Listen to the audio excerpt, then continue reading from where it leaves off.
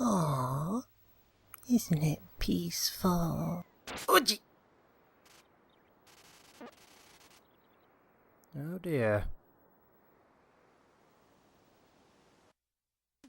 Happy 79th anniversary of the first inmates arriving at Alcatraz, everyone! My name is StarchyFox, but you can call me Starchy.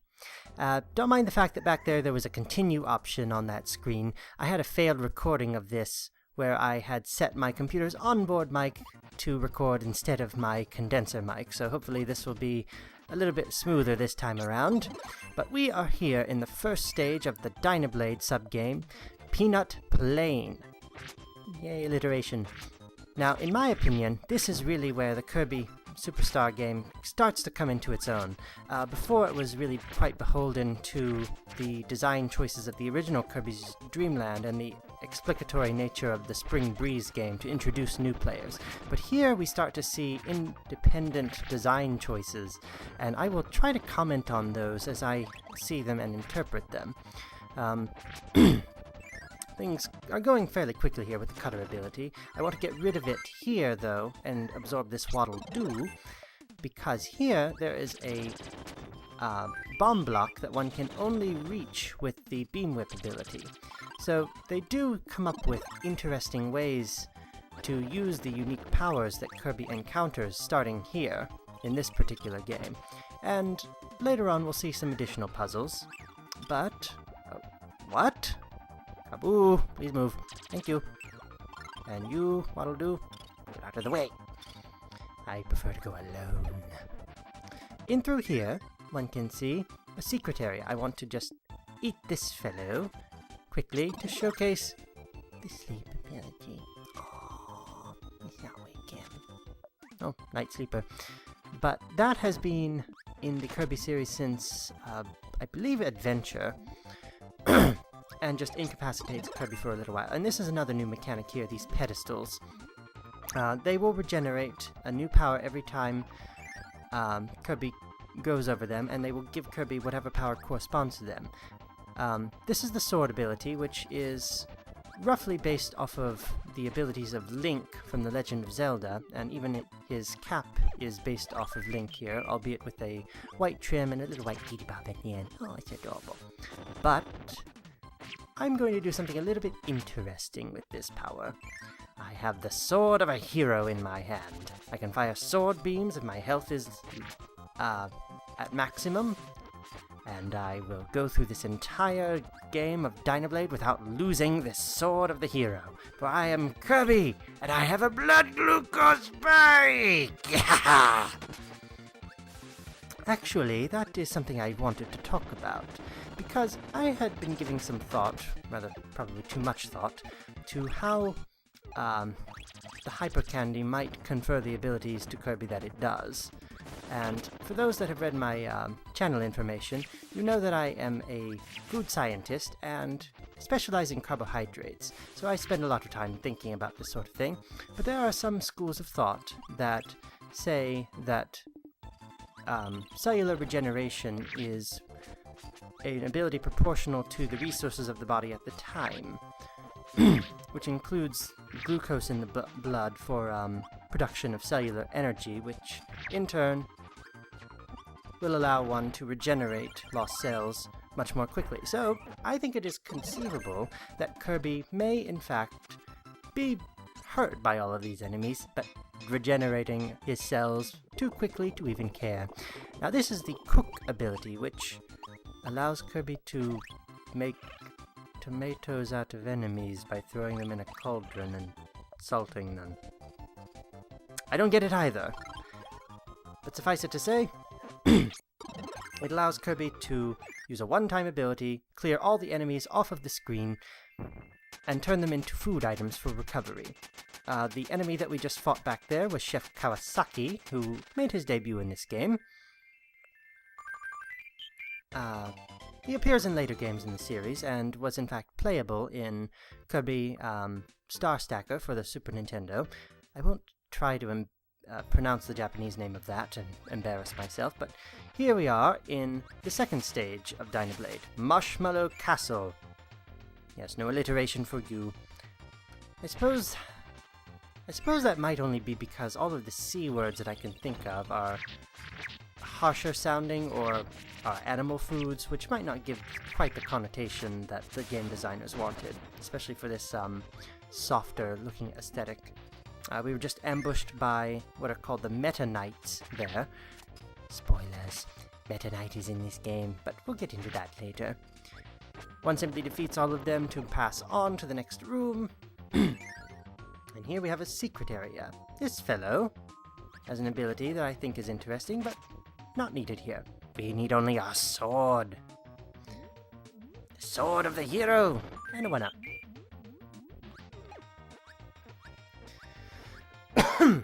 But, yes, the fact that the Kirby series avoids certain foods for its nomenclature of places was always interesting to me. Ow!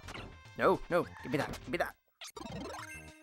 It explicitly avoids animal food, such as, chicken. I suppose they don't want one to, draw the parallel between the dead bird and a product of their game, but one needs the mirrored ability to get in here, which is the only reason why I picked up that enemy.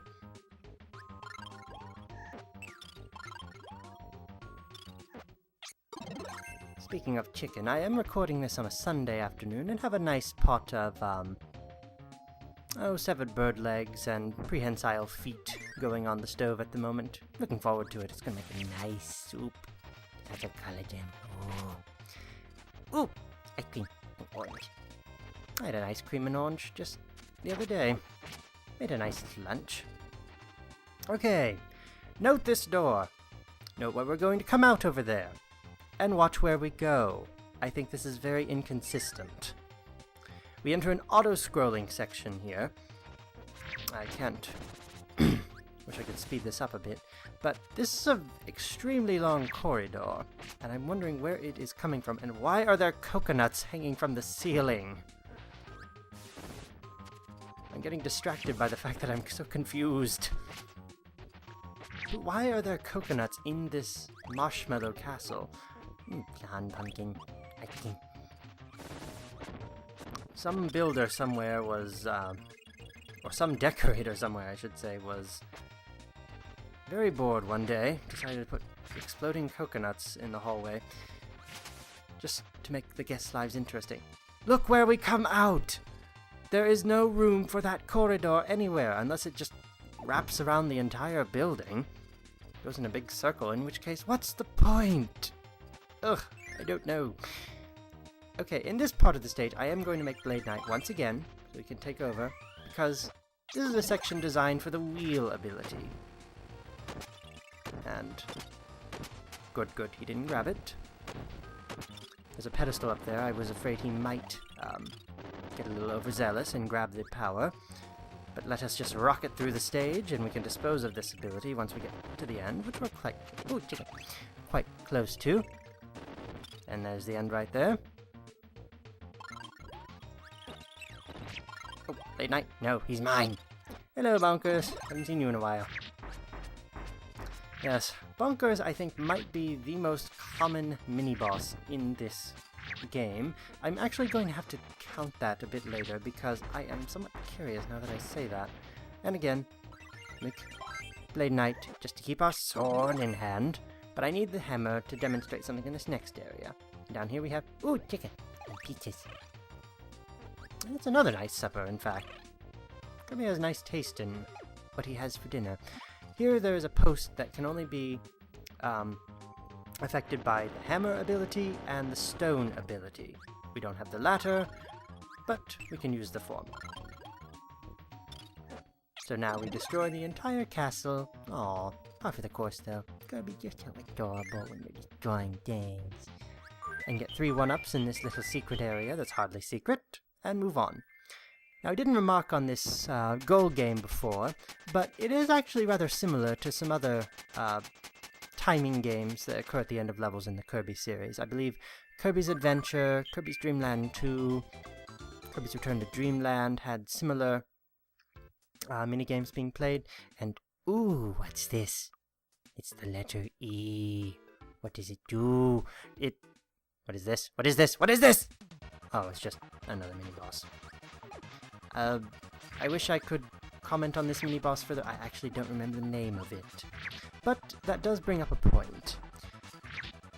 Note that the first pedestal in this entire game that's shown has the sword ability, which is clearly based on the abilities of Link from The Legend of Zelda.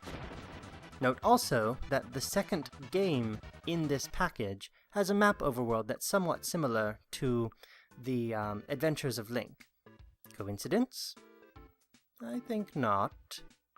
Adventures of Link also had enemies wandering the overworld, if I recall correctly, but we'll go into that secret area a bit later. For now, this is the third area of Dynablade, Cocoa Cave. Oh, the alliteration's back, yay!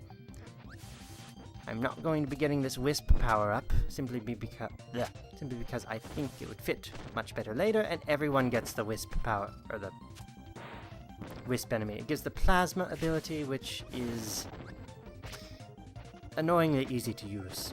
We don't need that, we only need our sword! Ooh, cookie.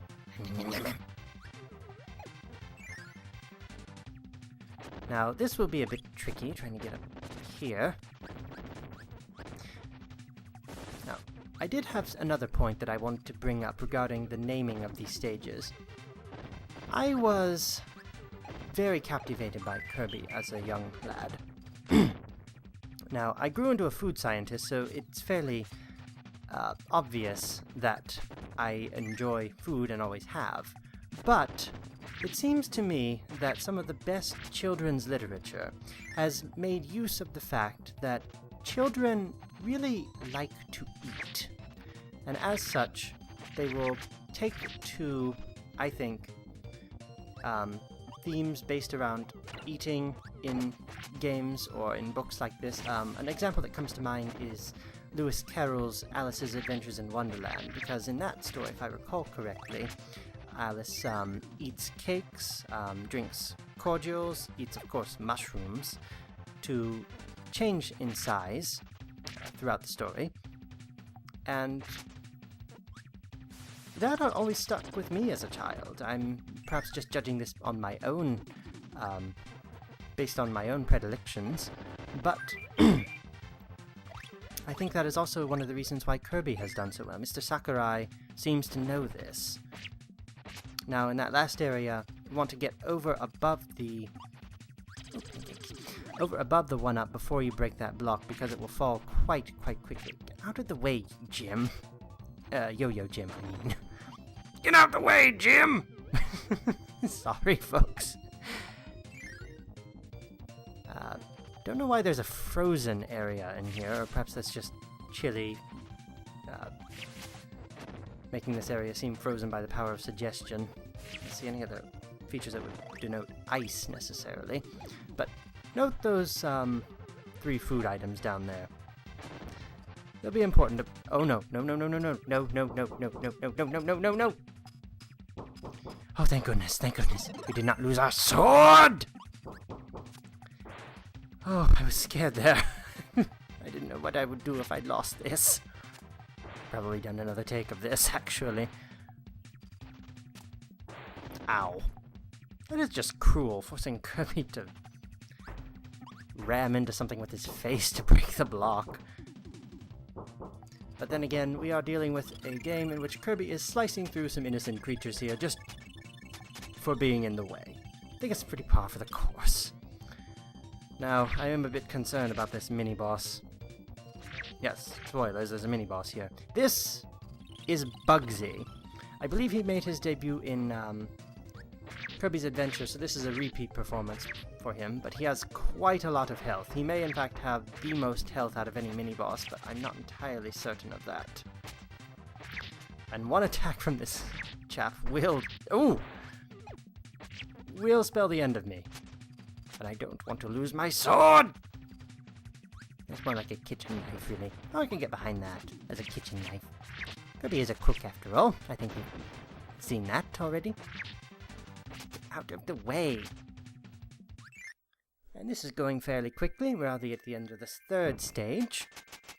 Coming up here, there's the 4th stage, and then the boss, Dynablade. I don't believe I ever mentioned what the plot of this game was explicitly. Essentially, as suggested by the opening cinematic, Dynablade is destroying the crops of Dreamland for some reason or another, and it's up to us to stop her. So, pretty much the plot of Spring Breeze, just with the part of King Dedede being played by a giant bird. I'm really concerned about Dreamland starving here. I think that validates my assessment of it as a agricultural nation. Ooh. That was a nice meal. Hot dog and sangria. And wait. Why are there 5 hot dogs in the middle of a waterfall?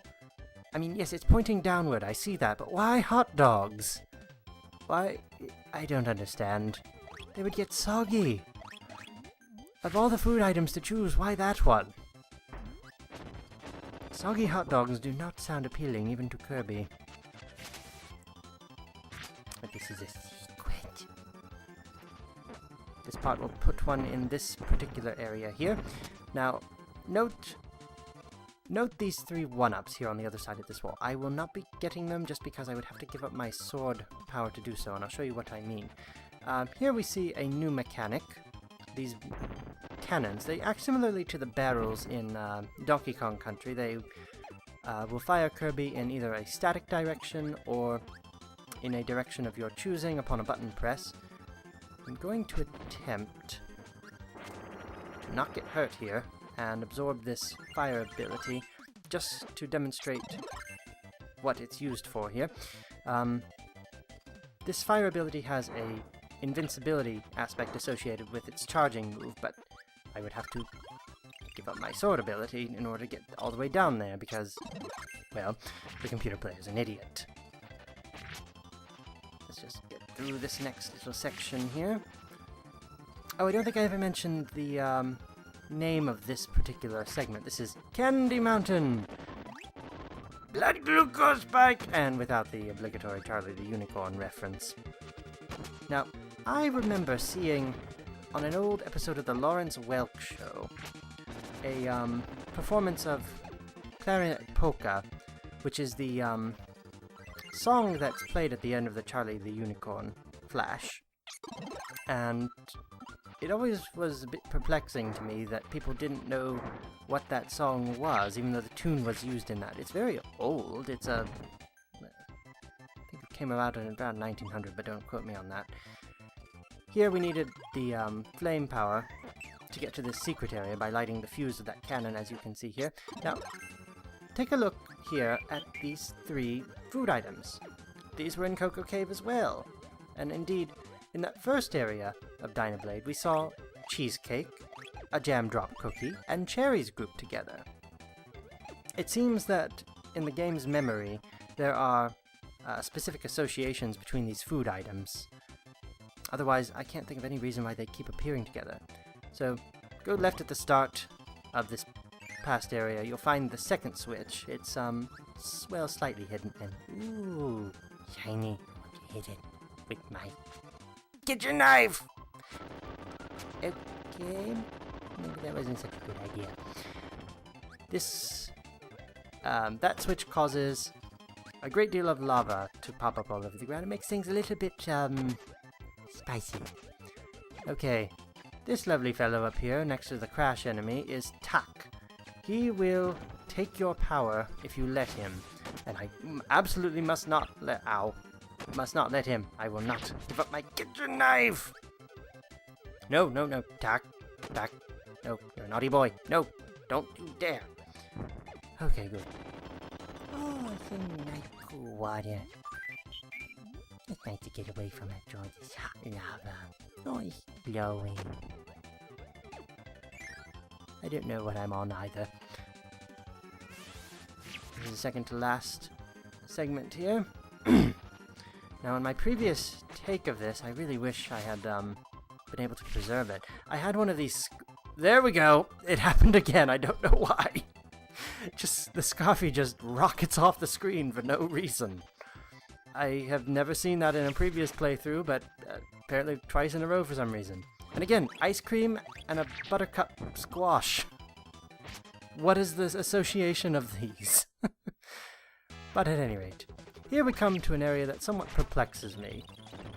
Given the fact that Dynablade is destroying the crops of Dreamland and is being just a force for destruction, why does she have a mini-boss rush? Why are these people guarding her? Or if they're not guarding her, is Kirby just intruding on some sort of party, some sort of get-together up at the top of a mountain? I definitely see that. That's in keeping with what we know about him.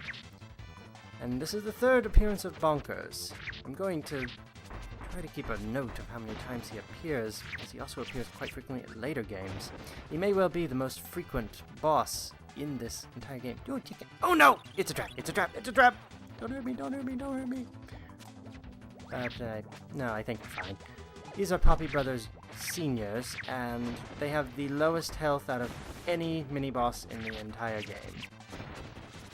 They pose absolutely no danger, even with a delicious chicken trap. Oh, chicken. And that's the fourth stage of Dynablade. We will go over the secret areas next, and then finally on to confront the giant bird. No, nope, nope, not yet, not yet. Let's go to the area that we opened up in Marshmallow Castle first.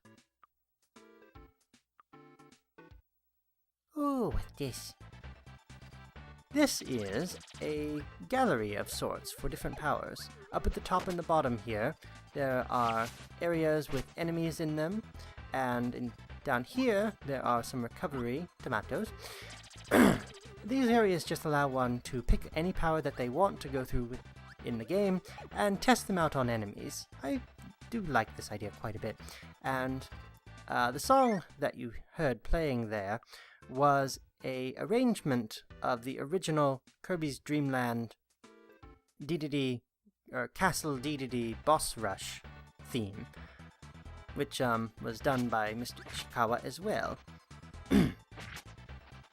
It's also used in other games in the series, generally in lobby areas of that sort, but those are the gallery areas. We can choose any power we want, but we need no other power than our sword! I mean, our kitchen knife! Let's go carve up this bird. I want its feet. I want its feet for soup. Maybe some nice jasmine rice. Oh yes, that sounds delicious. Oh, wait. Why is this guy magenta? This isn't magenta. What is this? I can't remember my colors. Maroon? No, that's more brownish. I should all leave a comment. I don't remember what color this is. I'm talking over the battle. I'm not being very mindful here. This is Dynablade, the boss of the sub-game of the same name. She has a variety of attacks that tend to get a bit faster as the battle wears on, and one can only strike her in the head. Oh, I thought I would be able to strike her as she went by. But she will attempt to catch you in her talons. I believe if you hit her talons at any point, she will use a dive bombing attack. Be wary of guarding against those air bullets, because they do deal chip damage through the shield, and her other attacks are no slouch either. But I think that's enough of that. No, poor bird. Oh wait, what's this? Oh, she wasn't destroying the crops because she was hungry. She had chicks. She had her babies. Why don't you get some food for them? Hello, Wispy. I'm just going to take your own children. Feed these ones. He looks mortified. And then Kirby raised the chicks until their mother was out of the hospital. Oh, that's so sweet. And that was Dynablade, everyone. Second game in Kirby Super Star. I hope you enjoyed. The game is just starting to pick up, and there's more where that came from. Stay tuned to this channel. Until then, adieu.